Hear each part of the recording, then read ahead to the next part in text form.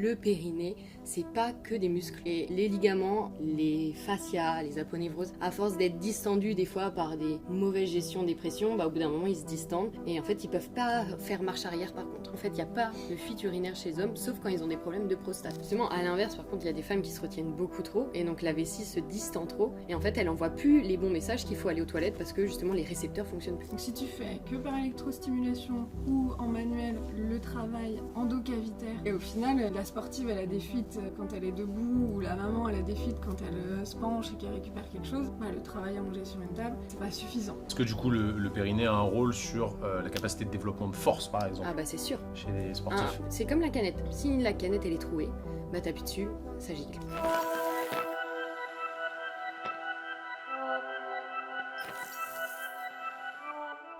Les amis, bienvenue dans ce nouvel épisode du Training Therapy Podcast. J'espère que vous allez bien. Aujourd'hui, on reçoit deux invités de marque, Lise et Laura. Et Simon, évidemment, qui est toujours là, en forme. Ça va les filles? Très bien. Super. Est-ce que vous pouvez vous présenter vite fait pour ceux et celles qui ne vous connaissent pas?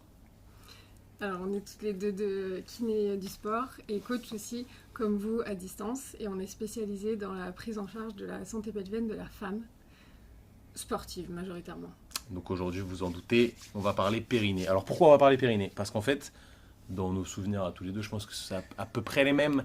On avait eu genre peut-être 20 heures de cours quand même dessus à l'école. Bah il y en avait 20 heures On programmées, n'était pas mais allé je à crois qu'on a 20. fait 2 heures. Mais C'était terrible. nul. Franchement, le terme est adéquat, c'était vraiment éclaté. Les gars qui êtes derrière, vous êtes d'accord ou pas? C'était pas Moi, ouf, hein. Je me rappelle d'un cours présentiel, en amphi là, où ils nous passaient des vidéos de fuite urinaire. Ils mettaient pas du bleu de méthylène. Ouais, si. C'était incroyable. Je me suis dit, mais pourquoi on me montre ça? J'ai pas Alors, demandé ça, moi. En fait, à l'époque, on n'avait pas compris l'intérêt, parce que c'était mal expliqué, en vrai, tout simplement. Et pour autant, c'est des problématiques qui sont archi fréquentes. Enfin, le terme n'est pas assez fort. Et il n'y a pas forcément besoin que de faire de la rééducation périnéale avec de l'intravaginal, etc. Je ne sais pas comment vous appelez ça. Ouais, voilà, tout simplement. Tout ce qu'on voyait à l'époque, c'est pas forcément super adapté. Alors ça se trouve, il y a des étudiants ou des jeunes kinés qui nous écoutent qui ont eu des super cours là-dessus. Je vous le souhaite, tant mieux si c'est votre cas. Mais en réalité, j'ai l'impression que, je vais prendre les hommes, mais c'est même pas que les hommes. Je pense qu'il y a beaucoup de femmes aussi kinés qui n'ont pas compris ce que c'était vraiment le périnée. Là aujourd'hui, tu me demandes de définir ce que c'est le périnée. Moi, je vais te dire, c'est un ensemble de muscles du plancher pelvien. Ce qui veut tout et rien dire. C'est le plancher pelvien, non? Ouais, c'est le plancher pelvien. Bah, je crois qu'il y a des tissus mous aussi. Ah ouais. Des ligaments et tout. Mais toi, Bah, t'as rien écouté, mec. Tissu Tissus mous, ouais, c'est des muscles. Enfin, bref, des tissus passifs plutôt. Ok. Question simple, c'est quoi le périnée? Moi, je pense qu'à l'école, on a eu les mêmes bases que vous, c'est pour ça qu'on a cherché à aller un peu plus loin. En fait, le périnée, c'est un terme qui nous sert à vulgariser, effectivement, comme tu l'as dit, l'ensemble des tissus, donc des muscles, parce qu'on a quand même, on associe beaucoup le périnée aux muscles, mais il y a beaucoup plus que ça. Il y a des fascias, il y a des tissus de soutien, il y a des ligaments, et en fait, il faut visualiser ça comme un hamac dans le petit bassin, qui ferme le petit bassin, et cet ensemble de tissus... C'est quoi le petit bassin? C'est quoi le petit bassin? En gros, les os du bassin, le petit bassin, c'est les parties basses entre les ischions et le pubis. Il y a comme ça, et après les crétilacs Ouais, comme c'est ça. ça. Grand bassin, petit bassin. Exactement. Quand tu nages, tu vas dans quel bassin, toi? Moi, je vais passer 25 mètres. Ok, ouais. Moi j'ai fait du 50. Petit bassin. Ok, donc petit bassin, c'est les muscles qui sont autour du petit bassin, quoi. Oui. Ou j'ai rien compris. C'est l'ensemble des tissus L'ensemble, qui ouais, sont pardon. situés qui vient fermer le Je suis petit vraiment un bassin. gogol. Ok, Et ça vient soutenir les organes, les viscères. ok. Donc à chaque fois, quand on pense aux viscères, on pense à tous les intestins et tout ça. En fait, majoritairement, ça vient soutenir la vessie devant, l'utérus au milieu et le rectum en arrière. Ok. Et c'est comme un hamac qui est assez souple, qui a beaucoup d'autres rôles, mais majoritairement un rôle de soutien. Donc tu dis qu'il est souple, donc il est fait pour bouger avec le mouvement. Il est exactement. censé pas être raide, entre guillemets. Normalement, Mais ouais. il faut pas qu'il soit trop souple non plus, c'est ça? Nous, on l'imagine vraiment comme un trampoline. L'objectif, c'est qu'il puisse se laisser, par exemple, suite à une toux, se laisser distendre un peu et descendre vers le bas. Et à l'inverse, avoir la force aussi de remonter pour justement remonter les pressions et que le caisson, justement, il soit bien solide. Et, C'est quoi le caisson, du coup? donc en fait, nous, on parle du caisson.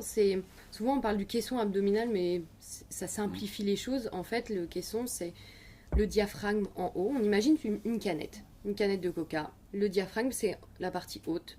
Devant, on a les abdominaux.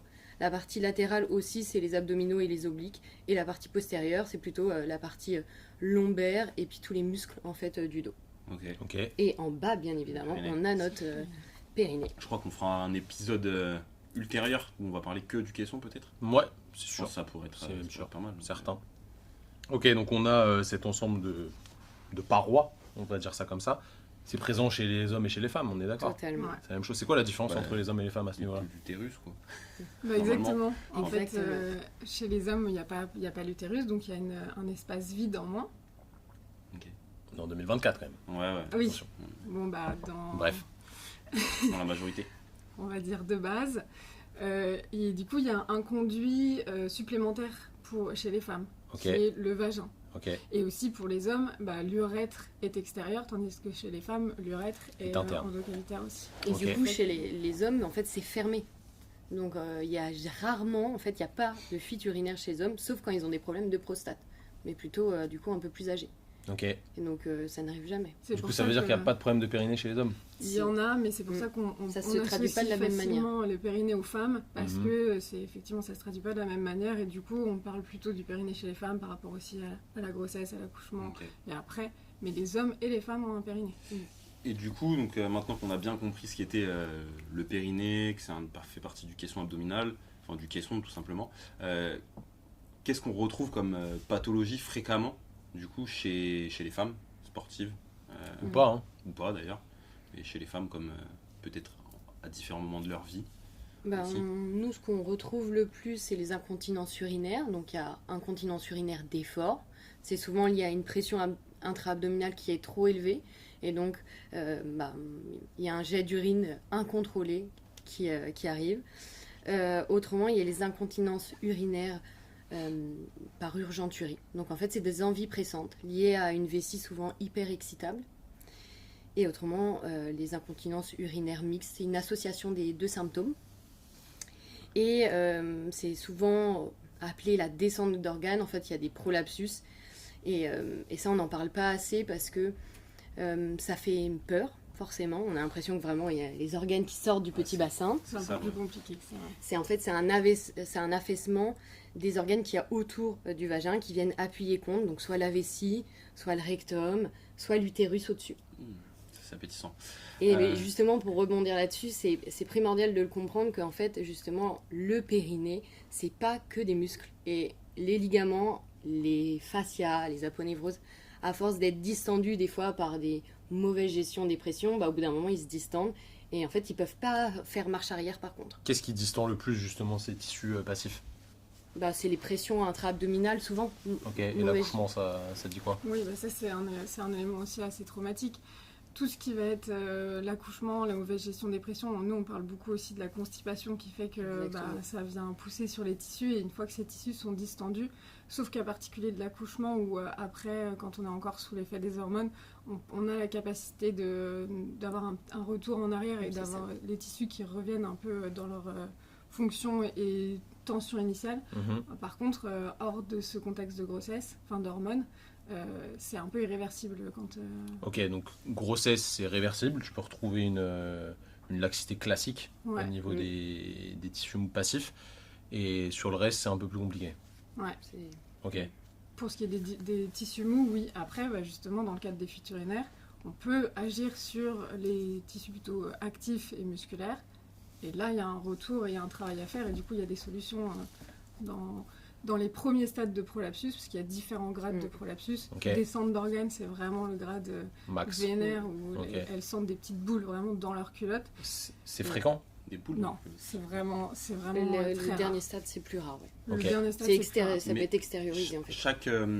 À partir du moment où il y a une incontinence, c'est un début de descente d'organes. Non, Non, c'est ok. pas associé, forcément lié. c'est pas Ok, toujours c'est une autre associé. pathologie. Ouais, ça va pas forcément ensemble. Mm. Et Non. du coup, vous parliez d'incontinence par urgenturie, si Oui. je dis pas de bêtises. Ça, c'est une problématique de périnée ou c'est une problématique plutôt cognitive?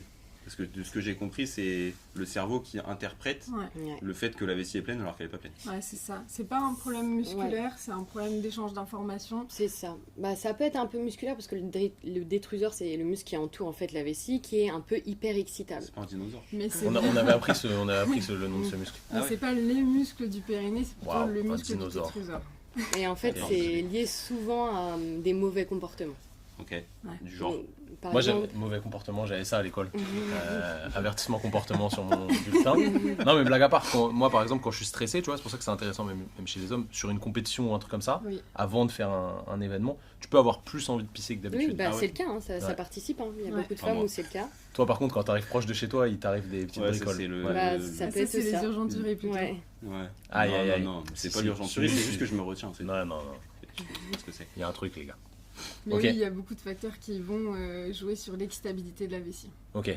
Donc elle peut être plus ou moins excitée, même si elle n'est pas forcément remplie. Exactement. D'accord. Et en fait, tu entretiens un peu cette incontinence urinaire par urgenturie si tu cèdes à des comportements comme où tu sais que tu vas avoir des fuites urinaires, tu vas faire pipi avant l'entraînement, ou tu as une urgenturie mais tu sais que tu viens d'aller faire pipi il y a 15 minutes, ta vessie elle n'est pas remplie. Ok. Si tu cèdes à se dire faut absolument que j'aille aux toilettes, t'entretiens encore cette hyper-excitabilité. Ok. Je fais une petite parenthèse là-dessus. Si jamais ça vous intéresse, les filles, qu'on fasse un épisode dédié aux fuites urinaires sur les sports avec des impacts, dites-le nous dans les commentaires et on se fera ça avec les filles. Je pense que ça peut être pas mal. Je reviens au sujet initial. On parlait de la vessie là. J'ai une question qui me vient comme ça. C'est quoi la capacité d'une vessie? Genre à peu près, ça peut contenir combien de litres? Vous savez ou pas? 400 millilitres il me semble. Ok, c'est tout. Ah ouais, putain, je me rappelle quand j'ai été sorti de l'opération, j'avais quasi rempli le, Quelle rempli le opération? bordel. T'es fait opérer de la vessie? Ouais, non, du genou.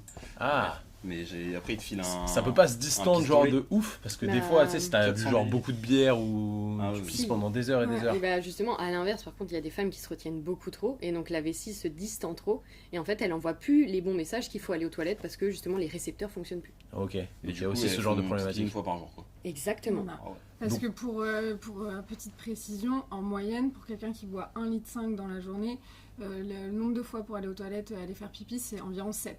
Ah. En gros, 7-8, Ouais. c'est ok. 1,5 En litre. dessous- Ça me paraît énorme. Ah, bah, Tu pisses pas 7 fois par jour? Ouais, je sais pas. 3 fois dans la douche. Ah bah, ça, par exemple, Ça, c'est un ça- 2 fois dans le lit. comportement- 2 fois dans le c'est un lit. comportement qui est pas bon. Et une fois aux toilettes. Ok. Du coup là on est bien en train de comprendre qu'au final une rééducation périnéale comme on l'entend, c'est pas juste mettre des doigts et demander contracter, serrer, relâcher parce qu'au final il n'y a pas que cette problématique de capacité de contraction et de relâchement. Exactement. En fait, c'est vraiment, il y a un réel rôle éducatif parce que si les femmes à côté, bah, imaginons elles font une rééducation bien menée, mais à côté elles ont des mauvais comportements, des mauvaises habitudes, bah, en fait on n'arrivera à rien parce Ok. qu'elles vont entretenir et continuer à fragiliser leur périnée dans le quotidien. Et puis si tu reviens à l'idée du toucher vaginal et de la contraction que des muscles, généralement ça se fait allongé sur une table. Donc en fait c'est pas du tout fonctionnel Ouais, pour t'es le loin de la périnée. fonction. Ouais. Parce que, et puis c'est pas forcément un problème de muscle à chaque fois. Donc si tu fais que par électrostimulation ou en manuel le travail endocavitaire, c'est le mot que tu cherchais peut-être tout à l'heure, bah, au Pas du final, tout, je le connaissais pas. ça. et au final, la sportive elle a des fuites quand elle est debout ou la maman elle a des fuites quand elle se penche et qu'elle récupère quelque chose, bah, le travail allongé sur une table, c'est pas suffisant. Du coup, imaginons là on est au cabinet, situation classique, t'as une femme de 50 ans qui vient pour une lombalgie, on peut l'avoir tous les deux en soins, et tu vois que son contrôle du bassin, etc., il est pas bon, tu te doutes forcément qu'il y a potentiellement une problématique de périnée. Évidemment, en tant qu'homme, tu vas pas lui dire ouais, faut qu'on fasse de la rééducation périnéale, ça c'est un autre sujet. Comment tu peux déjà passer la main à une collègue qui est compétente là-dessus, et quels sont les éléments clés, les questions clés que tu vas poser pour avoir une idée rapidement s'il y a une problématique à ce niveau-là, qui peut jouer sur, je prenais l'exemple des douleurs lombaires, mais il peut y avoir d'autres choses, qui peut jouer là-dessus, et la personne, elle n'ose pas forcément en parler, et la solution n'est pas forcément que le Toucher travail vaginal. endo-cavitaire. Cavitaire. Du détrusor. Mhm. Non, rien à voir. Si tu vas jusqu'à la vessie, mec, il y a un problème. Il y a vraiment un souci. Après, je pense que c'est primordial, même en tant qu'homme, d'aborder le sujet, de Mhm. de poser la question. Est-ce que comment ça se passe avec votre périnée? Est-ce que vous avez des fuites Comme urinaires? si la meuf, elle sait même pas ce que c'est un périnée. Et ben, est-ce que vous avez des fuites urinaires? Souvent, elles le savent Ok. quand même. Oui, bah, j'ose espérer. Est-ce qu'on peut avoir une problématique de périnée, mais pas de fuite? Oui, bah, justement, ce qu'on a vu avant, des prolapsus. Et donc, dans ces Mais et cas-là, sans prolapsus? Enfin, le premier Ju- stade du justement, prolapsus, bah, est-ce qu'elle s'en rend compte, la femme? c'est hyper intéressant parce qu'en fait, le périnée, contrairement aux autres un peu muscles, quand il dysfonctionne, il n'envoie pas spécialement un signal de douleur. Et donc, Ok. en fait, elles se disent pas qu'elles ont dépassé les capacités de leur périnée, des fois même dans des activités physiques ou du quotidien, parce qu'en fait, on n'a pas un message douloureux obligatoire associé à une dysfonction. Et donc, bah, en fait, ça se traduit par des fuites urinaires ou fécales, par des tiraillements un petit peu bas-ventre, des pesanteurs bas-ventre, la sensation d'avoir une boule justement dans le vagin. Et c'est ces symptômes-là qui doivent les alerter comme quoi, justement, il y a un dysfonctionnement. Comment, la question que je me pose, c'est, en fait, comme elles n'ont pas conscience de ces problématiques, Mhm. je me dis qu'elles doivent percevoir ces sensations comme des choses normales, ou elles doivent se dire, ah bah, je sais pas, je vais avoir mes règles, ou j'ai mal au ventre à cause de ça.